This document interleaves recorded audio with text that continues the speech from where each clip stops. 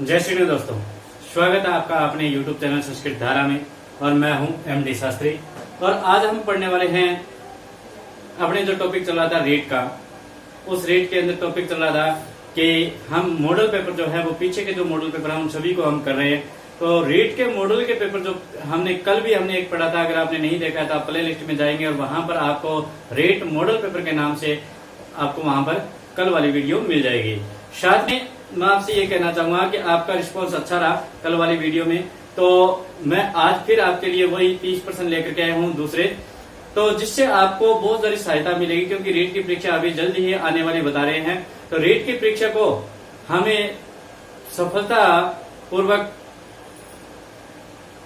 पास करने के लिए हमें इन प्रकार ऐसे मॉडल पेपरों की बहुत आवश्यकता होती है। क्योंकि इससे हमें बहुत सारी सहायता मिलती है और जो नए बच्चे हैं उनको ये पता चलता है कि पैटर्न कैसा आता है, किस प्रकार के प्रश्न पूछता है। कई बार हमें प्रश्न को बिल्कुल सरल प्रश्न होता है परंतु घुमा करके पूछ लेता है, तो वो सभी चीजें इन मॉडल पेपरों से हमारी हल हो जाती है, जिससे क्या है कि हम परीक्षा के लिए एकदम तैयार हो जाते हैं।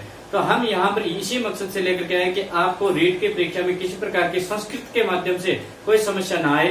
तो इसीलिए मैं यहाँ पर आपके सामने ये मॉडल पेपर लेकर के आया हूँ, क्योंकि हमने पूरा सिलेबस पढ़ लिया है। अब हमारे बचे हुए जो मॉडल पेपर है उन्हीं को पढ़ना है। तो मॉडल पेपर पढ़ रहे हैं हम, तो आप ध्यान से देखिए, क्योंकि वीडियो थोड़ी लंबी होती है परंतु हमारे लिए बहुत ज्यादा सहयोगी होगी ये वीडियो। जितने भी मॉडल पेपर के हम डालेंगे तो आप वीडियो को शुरू से लेकर के अंत तक जरूर देखें। साथ में लाइक, शेयर और कमेंट जरूर करें। भी कमेंट अगर नहीं करते हो जिससे मेरा मनोबल नहीं बढ़ता है, कमेंट अगर आप कर देते हो तो आपका कुछ नहीं लगना, आपको 2 सेकंड लिखने में लगता है, तो आप कमेंट जरूर किया करो। और आप बता भी दिया करो कि इस प्रकार का पेपर है सर डालिए या इस मैटर का पेपर डालिए, तो जिससे मेरे को पता भी चल जाएगा। ठीक है। और जो इस चैनल पर नए हैं तो वो सब्सक्राइब कर ले, पास में आपको बेल आइकन दिखाई देगा, उसे दबा लीजिए, क्योंकि मेरे द्वारा डाले गए नए नए जो वीडियो हैं वो आपको तुरंत प्राप्त होते रहेंगे। चलिए फिर चलते हैं अपने आज के टॉपिक यानी 30 मॉडल पेपर के प्रश्नों की ओर। पहला प्रश्न है अपना आपके सामने, जो हम रेट के 30% लेकर के आए हैं, उसमें पहला प्रश्न दे रखा है हमें कि यह वर्गस्य उच्चारण स्थानम विद्यते। यह वर्ग का उच्चारण स्थान होगा, तो ऑप्शन में है कंठः, मूर्धा, तालु, दंतः। तो हमारा यह वर्ग का क्या होगा? इचु यसाना तालु। तो हमारा ऑप्शन हो जाएगा 3 नंबर सही, तालु। ठीक है। दूसरा प्रश्न, लृ वर्णस्य उच्चारण स्थानम भवति। लृ वर्ण का उच्चारण स्थान होता है, तो क्या होगा? लृ तुलसानाम दंतः। तो हम ऑप्शन में दे लेते हैं नासिका, दंता, ओष्ठो, कंठः। तो हमारा 2 नंबर ऑप्शन सही हो जाएगा। क्या हो जाएगा?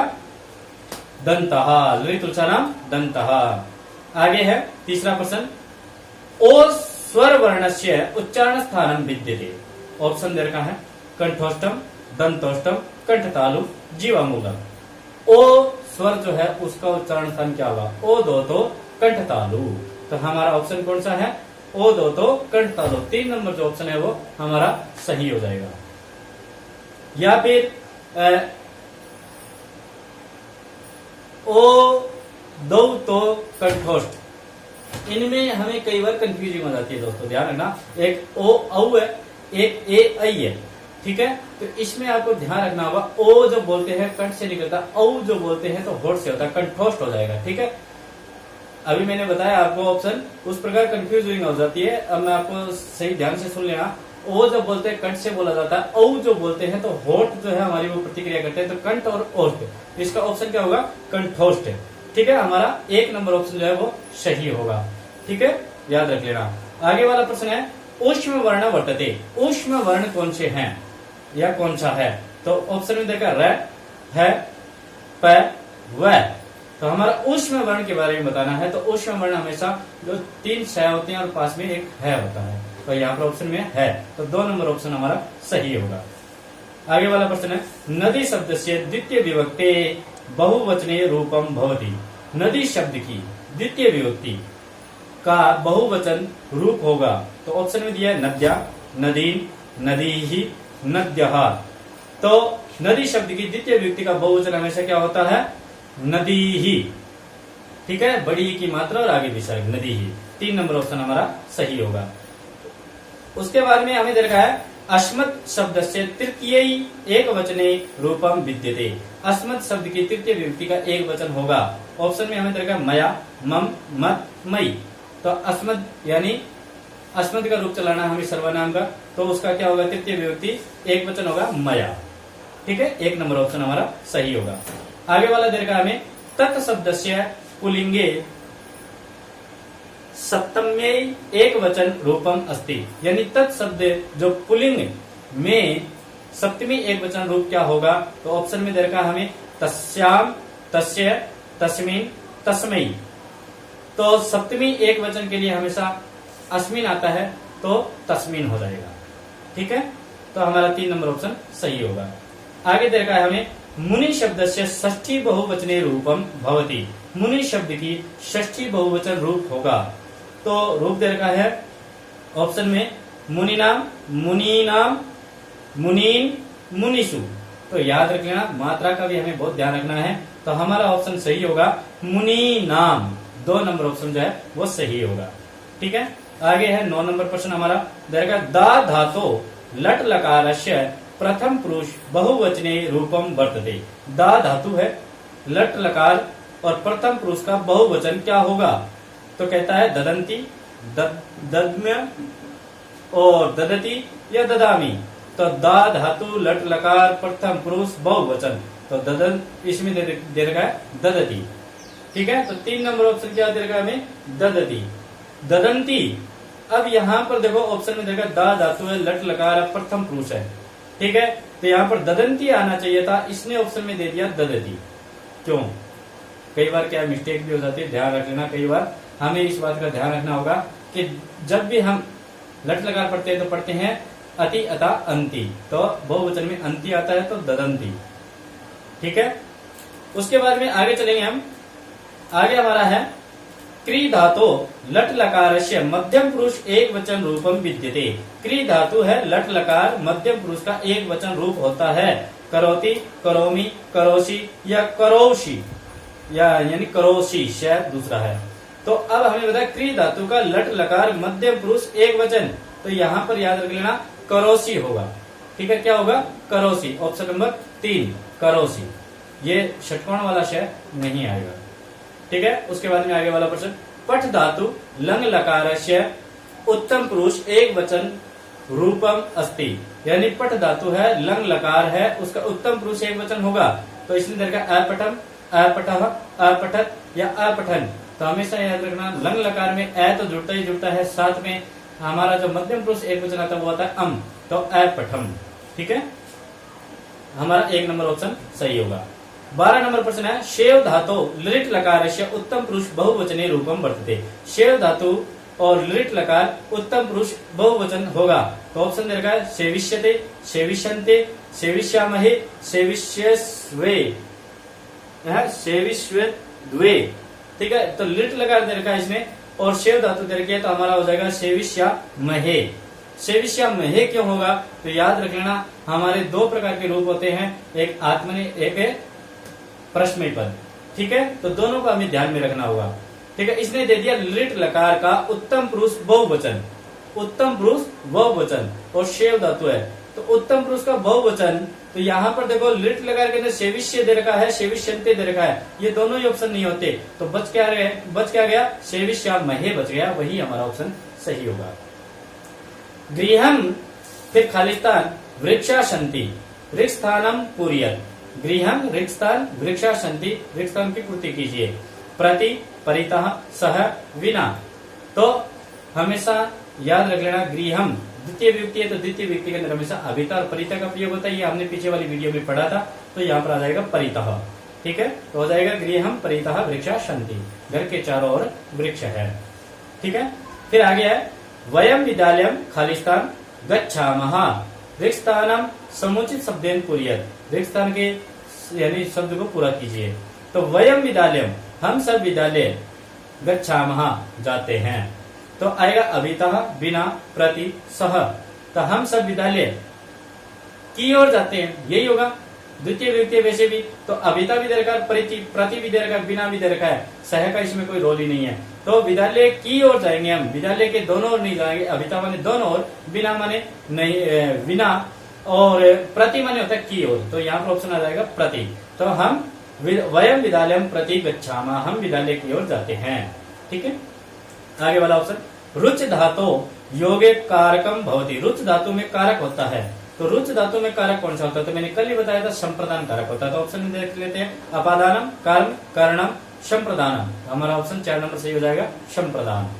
ठीक है, आगे देखा खलाह सज्जनम क्रुद्यति। खलाह सज्जनम क्रुद्यति। फिर है रेखाकित पदम संशोधित, यानी खलाह माने दुर्जन, सज्जना माने सज्जन व्यक्ति, क्रुद्यति माने क्रोध करता है। दुर्जन सज्जन को क्रोध करता है, तो इसने देखा सज्जनाया, सज्जनेन, सज्जनस्य, सज्जने। ऑप्शन में देखा किसके लिए क्रोध करता है, तो यहाँ पर किसके लिए आएगा, तो के लिए जब भी आता है संप्रदान का प्रयोग होता है तो हमारा आ जाएगा सज्जनाया। दुर्जन जो है वो सज्जन के लिए क्रोध करता है। ठीक है, आगे वाला हमारा प्रश्न है, क्या रखा है, लाकृति इत्ति से संधि विच्छेद करणीय। लाकृति शब्द की हमें संधि विच्छेद करनी है। तो मैंने आपको संधि पढ़ाते समय एक ऑप्शन बताया था कि जहां पर भी ल से कोई शब्द प्रारंभ होता है तो उसमें हमेशा कौन सी संधि होती है, ये बात भी मैंने बताई थी। तो वो संधि अगर आपने पढ़ी है तो आपको पता चल जाएगा बगैर ऑप्शन देखे ही। ठीक है, तो फिर भी इसका देख लेते हैं ऑप्शन। इसमें क्या ऑप्शन, ला प्लस में आकृति, लरी प्लस में आकृति, ला प्लस में आकृति, या हलंत वाला ल प्लस आकृति। तो हमारा ऑप्शन सही होगा 2 नंबर, लरी प्लस में आकृति। ठीक है, याद रख लेना। आगे वाला है 18 नंबर, भवती कस्य संधि उदाहरणम। भवती किसका कौन सी संधि का उदाहरण है, तो भवती जो शब्द है उसके बारे में हमें बताना है। तो भवती शब्द के बारे में आपको जानना होगा। तो भवती जो शब्द है इसको तोड़ लीजिए, आपको बीच में उसका आदेश मिल जाएगा, पता चल जाएगा कौन सी संधि है। वैसे भी याद रखना, वह और यह से पहले वाला अक्षर अगर पूर्ण हो अयादि संधि, अगर आधा हो तो यण संधि। ये बातें मैंने संधि पढ़ाते समय आपको बताई है अच्छी तरह से। तो यहाँ पर भी हमें ऑप्शन में क्या दरकार है, देख लेते हैं। ऑप्शन में देखा यण संधि, दीर्घ संधि, अयादि संधि और उत्तर संधि। तो हमारा ऑप्शन होगा 3 नंबर, अयादि संधि। ठीक है, फिर आगे वाला प्रश्न है जो हमें दरकार है, वधुत्सवा अस्य संधि विच्छेद विद्यते। वधुत्सवा शब्द की संधि विच्छेद होगी। वधु प्लस में उत्सव, वधु प्लस में उत्सव, वधूत प्लस में सवाह, वधु प्लस में उत्सव। तो हमारा ये भी याद रखना योग्य है कि वधु प्लस में उत्सव आएगा, यानी अलग अलग शब्द को कर लेते हैं वधु प्लस में उत्सव। ऑप्शन ये होता है, इसका संधि विच्छेद करते हैं तो आ जाएगा, वधु के अंदर उ मात्रा हमेशा बड़ी होती है और सामने भी उ आ गया तो यानी दीर्घ उ हो गया, तो इसके अंदर दीर्घ संधि हो गई तो हो गया हमारा वधु प्लस में उत्सव, यानी 2 नंबर ऑप्शन हमारा सही हो गया। ठीक है, नहीं उत्सव शब्द के अंदर छोटा उ आता है तो हमारा इसके अंदर गलत ऑप्शन दे रखा है, तो हमारा होगा 4 नंबर ऑप्शन, वधु प्लस में उत्सव। ठीक है, फिर सच्चित अस्य संधि विच्छेद वर्तते। सच्चित शब्द की संधि विच्छेद होगी तो सच्चित यानी एक ही वर्ग के 2 वर्ण आए हुए हैं, तो हमेशा याद रखना जब व्यंजन एक ही वर्ग के 2 हो जाए और एक आधार एक पूरा हो जाए उसमें हमेशा व्यंजन संधि होती है। अब व्यंजन संधि में कौन सी होती है, तो कैवरग, चैवरग, तैवरग, टैवरग में से कोई हो तो उनमें भी हमें ध्यान रखना होगा। तो अगर चैवरग हो खास करके तो हमेशा याद रख लेना सचत्व संधि होती है। तो इसमें देखो हमें क्या दरकार है कि संधि विच्छेद करेंगे तो च के स्थान पर हमेशा तय होता है, तो हमारी ऑप्शन में दरकार इसलिए सत प्लस में चित, सद प्लस में चित, सस प्लस में चित और सश प्लस में चित। तो हमारा ऑप्शन सही होगा सत प्लस में चित, 1 नंबर ऑप्शन सही हो जाएगा। आगे है संस्कृते समासः कतिविधः। संस्कृत में समास कितने होते हैं, सप्तविधः, अष्टविधः, पंचविधः, षड्विधः। तो संस्कृत में समास कितने होते हैं उसके बारे में पूछा है, तो हमारा ऑप्शन जो है वो है पंचविधः। 5 प्रकार के होते हैं समास। ठीक है, छठा होता है लेकिन उसको हम पढ़ते नहीं है, केवल समास होता है। उसके बाद में इसके ऑप्शन के अनुसार हमें उत्तर देने हैं भाई, याद रख लेना। कई बार ये भी हो जाता है समास कितने होते हैं, हम बता लेते हैं तत्पुरुष समास, अविभाव समास, द्वंद्व समास और बहुव्रीहि समास। ठीक है, 4 ही समास होते हैं, परंतु यहाँ पर 4 का कोई ऑप्शन नहीं दे रखा इसमें, इसलिए हमें 5 बताने पड़ेगा। ठीक है, गृहगता उदाहरणम इदम विद्यते, यानी गृहगता यह उदाहरण है। तो ये किसके बारे में पूछा, ये ऑप्शन देख के ही हमें पता चलेगा। तो इसने पूछ रखा है तत्पुरुष समासस्य, बहुव्रीहि समासस्य, द्वंद्व समासस्य या अव्यवय समासस्य, कौन से समास का है। तो हमेशा याद रखना गृहगता, तो कत धातु का प्रयोग हुआ है तो भूतकाल के लिए, भूतकाल के लिए हमेशा द्वितीय व्यक्ति का प्रयोग होता है, तो आ गया तत्पुरुष समास। ठीक है, इस प्रकार घटाना पड़ेगा हमें। फिर आ गया हरिश्च, हरश्च इत्यत्र समस्त पदम वर्तते। हरिश्च और हरश्च के अंदर समस्त पद के बारे में बताना है, तो 2 बार च का प्रयोग होगा तो हम समझ जाएंगे इसमें द्वंद्व समास होगा। ठीक है। तो द्वंद्व समास के अंदर क्या होता है, दो शब्द आ गए तो कल भी मैंने बताया था द्वितीय व्यक्ति का द्विवचन यानी प्रथमा व्यक्ति का द्विवचन आ जाएगा, अगर बहुवचन होगा तो यानी बहुवचन आ जाएगा, 3 शब्द होंगे तो हरि हरऊ आ जाएगा इसका, ठीक है, हरि हरऊ 3 नंबर ऑप्शन जो है वो हमारा सही हो जाएगा। आगे चंद्रशेखर पदस्यास्य विग्रह करणीय, चंद्रशेखर का विग्रह करना है तो इसने देगा चंद्रस्य शेखरे यस्य सह, चंद्रः शेखरे यस्य सह, चंद्रशेखरे यस्मिन् सह, चंद्राय शेखरः यः सह। तो हमारा ऑप्शन चंद्रशेखर इसने दे दिया, चंद्रशेखर, ठीक है।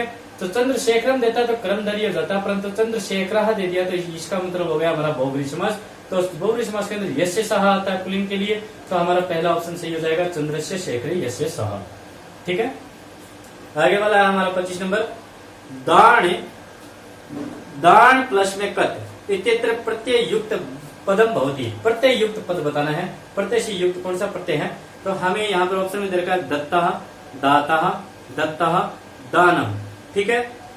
तो यहाँ पर हमें दान दे रखा है, दान जो शब्द है वो कौन से प्रत्यय युक्त है, तो वो हमेशा दत्तः का होगा, क्योंकि कत प्रत्यय के अंदर ही न का न बनता है, याद रख लेना इस चीज को, ठीक है।